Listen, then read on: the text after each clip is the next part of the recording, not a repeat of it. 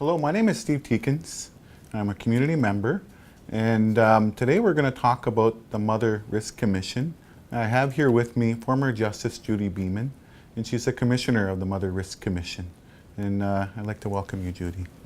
Thank you for inviting me. So why was the Mother Risk Commission set up? That's a good question. And to answer that, we have to go back a little bit in time to 2014.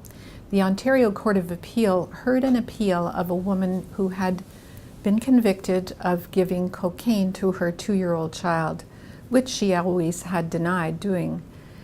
And during the course of that appeal, the appeal court heard from a number of experts in the area of hair testing analysis, because they had tested the child's hair in order to provide evidence for the court. And the experts assisted the court in finding that the testing had been entirely unreliable and should not have been used by the prosecution to obtain a conviction against this woman. So her conviction in this area was overturned. So what are the consequences of the court's findings?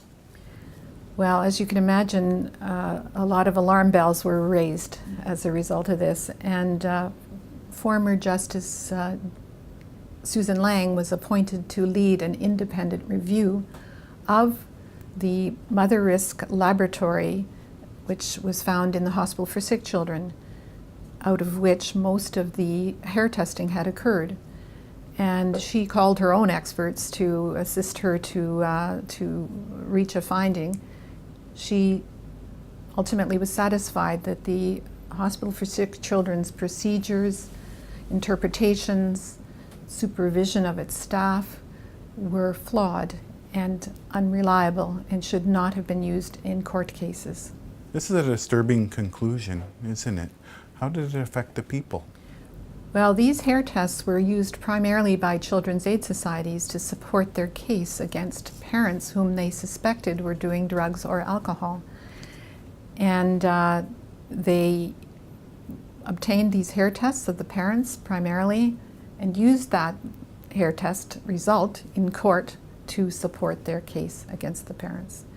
Occasionally, children were lost to Children's Aid Society care as a result. Okay, so how serious was this? Well, we've learned that there were 11,300 positive hair tests coming out of the Mother Risk Laboratory. And you, I'm sure, are not surprised to hear that Indigenous people and racialized communities were disproportionately affected by the hair tests. So it has did have a major impact on these communities in particular. So was there any indication on just how many Indigenous people were affected by these findings? No, nobody actually kept track of the numbers. However, we can tell by the number of tests that were conducted by various children's aid societies around the province that they were used in certain areas more often than in others, and we found a lot of the northern communities and communities servicing Indigenous populations use those tests quite frequently. So was the testing one of the main reasons why parents lost their children to Children's Aid Society's care? As you probably know, in most cases, it's rarely one factor that the court relies upon in determining whether a parent is capable of looking after their children. It's often a multitude of factors. So in answer to your question, the number of cases in which the mother risk hair testing played a key role in either the direction of the file or in the determination of the court is relatively small. But there are a handful of cases that we found in which we could say the mother risk hair testing played a substantial role in the ultimate decision of the court. So is that where you come in with the Mother Risk Commission? That's right. In early January 2016, the Mother Risk Commission was established. It was set up as a result of a recommendation by Justice Lang in her report And part of what we do is we operate a review and resource center. So what is it that your commission is doing exactly? We are, at the moment, doing in-depth legal reviews of the Children's Aid Society files that were used to establish and prove their cases in court. And we are examining those files in detail to determine whether or not the hair testing played an inordinately large role in the decision making that occurred on the file.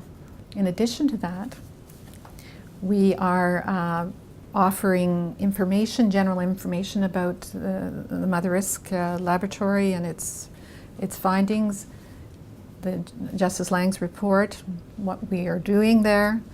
We're offering counseling and legal referral and mediation in cases where we think that it might help resolve the situation between the parents and the Children's Aid Societies. Oh, okay. So is the Mother Risk Commission a part of the government? No, we are set up as an independent commission at arm's length from government. Okay. Is the Mother Risk Commission then a part of the Children's Aid Societies? No, we have no connection with the Children's Aid Society beyond receiving the files from them to review. So what is it that people should do then if they feel they have been affected by these findings? Well, we understand how traumatic it is to be involved with the Children's Aid Society and possibly to lose your children to them. So we know how difficult it is for people to reach out. But we really hope that people will contact us at our toll-free number, which is 1-844-303-5476, or they can email us at info@motherriskcommission.ca, and Mother Risk only has one R in it. All right. Well, thank you very much for your time today, Judy. You're very welcome.